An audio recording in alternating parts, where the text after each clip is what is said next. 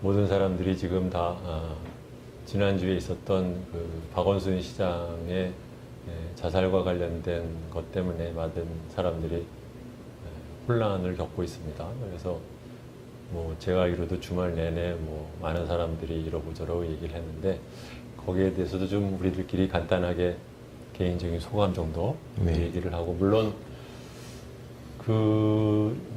저 개인적인 얘기부터 하면 저는 지금 얘기하는 것처럼 그분의 그 시민운동가로서의 활동, 그 다음에 시장으로서의 활동, 거기에 대한 여러분들이 생각하는 여러 가지 의견과 또는 그분의 그 인생의 업적에 대한 평가와 그분이 이제 자살을 하시게 된 경위에 따른 석연찮은 지금은 알려지지 않은 것에 대한 이제 진상 규명 또는 평가, 이 두 가지가 서로 배치된다고 생각하지 않아요.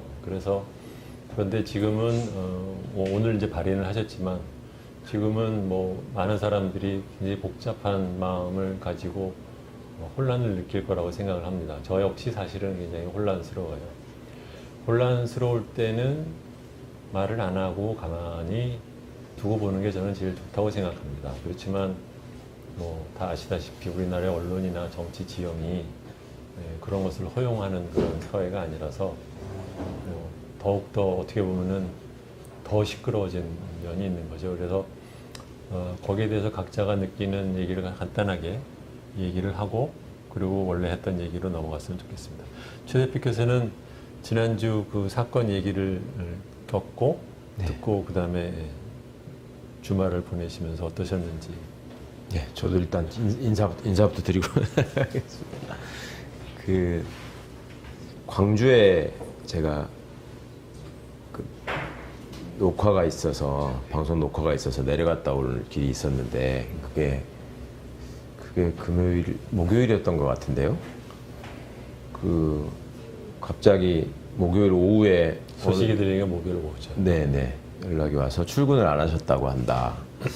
그래서 뭐 설마 무슨 일 있으시겠나 이렇게 생각을 했는데, 하여튼 그날 밤에 또 그 와룡공원이나 뭐 이런 데가 그 청와대에서 가까우니까요. 예전에 그쪽에 이렇게 같이 많이 가보기도 하고 그랬었는데 그쪽 말씀이 들리고 설마 하고 이렇게 기도하는 마음으로 지켜보다가 결국은 자정이 지나고 나서 이제 그 비보를 듣고 너무나 당혹스럽고, 사실은 뭐 실체나 그 경위를 전혀 알지를 못하니까 갑자기 왜 이러셨을까 하고 여기저기 그냥 얘기 물어보고 하는 정도였는데, 그 전날 만났던 사람들도 뭐 전혀 느낌을 못 받았다고 하더라고요. 그 전날 과거에 이제 시장 재임하셨을 때 함께 거기 구청장으로 있었던 사람들이, 의원이 된 사람들이 있잖아요. 이렇게 모여서 같이 식사도 하고 그러셨다는데 거기서도 뭐 전혀 느낌이 없었다고. 그런데 이제 장례식장에 가서 그런 얘기를 들었습니다. 이제 그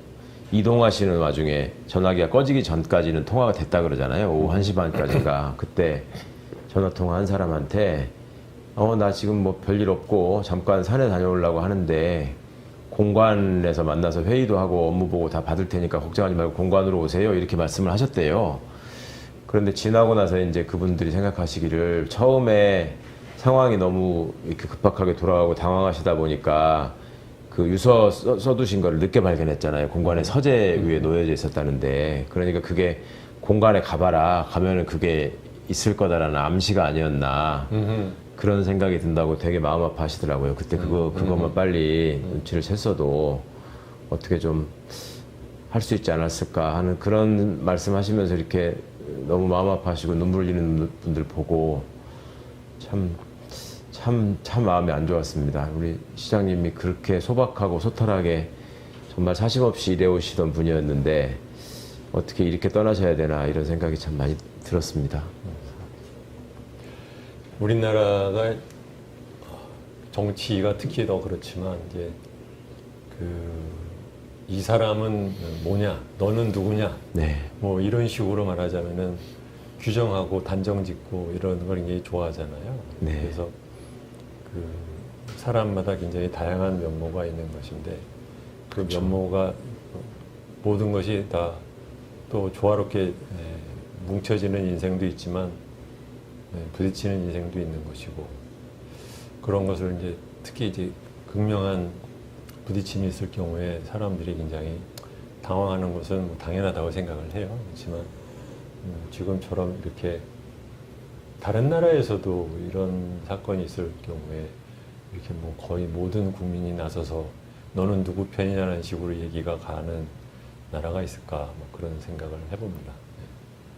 그 어떤 분의 생애에 대한 평가는 당연히 또 뭐 그 중요한 자리에 있던 분일수록 계속 돼야 되겠지만 그 세상을 떠난 분에 대한 추모가 정치적으로 이용되는 일은 없어야 되겠다라는 생각은 여전합니다. 그러니까 그것이 여러 사건에서 뭐 세월호 사건 때도 마찬가지였지만 또 뭐 천안함 사건이네 연평도 사건이네 뭐 이런 것들이 다들 그분들의 어떤 추모와 정치적인 이해관계를 계속 연계지어 가지고 얘기하는 그것이 무척 사회적으로 꼭 필요한 담론인 것처럼 얘기되고 있는 것이 지금 또 이제 백선엽 씨 사망과 관련해서도 또 여러 가지로 사회적으로 또 논쟁이 불붙어야 되는 상황이 있을 수 있고 그러니까 이런 것들이 과연 맞는 것인가. 예전에 제가 이제 여행 그 정기적으로 건축가 선생님들하고 다니고 이럴 때 그 승효선 선생님이 계획을 하셔가지고 묘지 기행을 한 적이 있었습니다. 묘지 기행.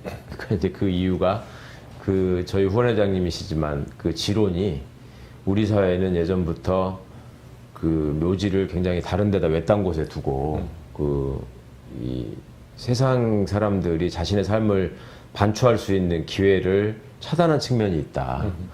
그러니까 외국에 가보면은 도시의 한가운데 그냥 공원처럼 이렇게 비석들이 쫙 있고 이게 꽃으로 장식돼 있고 뭐 이렇게 있잖아요. 그리고 또 장제장이네 이런 그 공원 묘지나 이런 것들도 굉장히 설계를 멋지게 해가지고 스톡홀름 같은 데 가보면은 되게 멋진 공원처럼 돼 있는 데가 있고 해서 전혀 거부감이 느껴지지 않는 데인데 그러니까 도시에서 그 각박하게 이익을 쫓으면서 늘 피곤하게 스트레스를 받으면서 살던 사람들이 오가면서 그 묘지를 바라보면서 그 삶과 죽음의 의미에 대해서 한번 생각하고 자신의 삶이 지금 뭐 어디를 향해 가고 있는가를 성찰할 수 있고 이런 기회가 있을 수 있는데 우리는 이제 성묘를 간다, 어디 참배를 간다 그러면 맘 먹고 어느 쪽으로 가야 되는 그런 것들이 우리 사회가 점점 더 정신적으로 좀 황폐화되고 천박해지는 그런 요인 중에 하나가 아니냐. 건축가로서 그런 반성을 하게 된다. 그런 고민이 있다. 이런 말씀을 하시는 걸 들으면서 제가 참 많은 걸 생각했었는데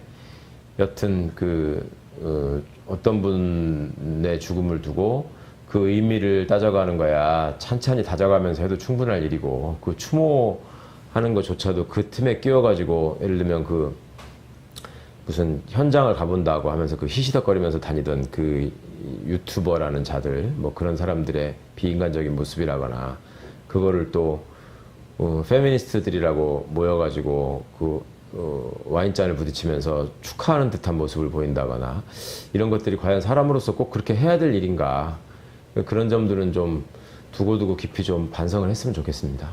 사회에는 워낙 스펙트럼이 많아서 네. 무슨 일이 벌어지든 간에 거기다 보면 이제 일종의 나쁜 종자들이 하는 행동을 하는 사람들은 어느 데나 있는데 저는 사실은 그런 행동은 누구든지 어디서든지 있을 거라고 봐요. 근데 우리 사회는 그걸 굳이 또 이렇게 떠다가 이렇게 보여줘요. 이렇습니다라는 식으로. 그 사실은 대다수의 사람들은 그런 감정 또는 그런 태도와는 거리가 멀음에도 불구하고 마치 그것이 주요한 말하자면 움직임인 것처럼 그렇게 하는 말하자면 이제 언론 비판을 하는 것인데 그게 선정적인 모도죠, 뭐. 네, 그렇게 해서. 거죠. 네, 그래서 지금은 뭐 지난 나흘 동안은 이제 그 추모와 안타까움이 사람들의 마음속에 컸다고 하지만 그것이 또 한편으로는 진실 규명을 배제하는 것은 아니다라는 것. 두 가지가 같이 적당하게 또는 적절하게 진행을 되는 그런 사회였으면 좋겠습니다.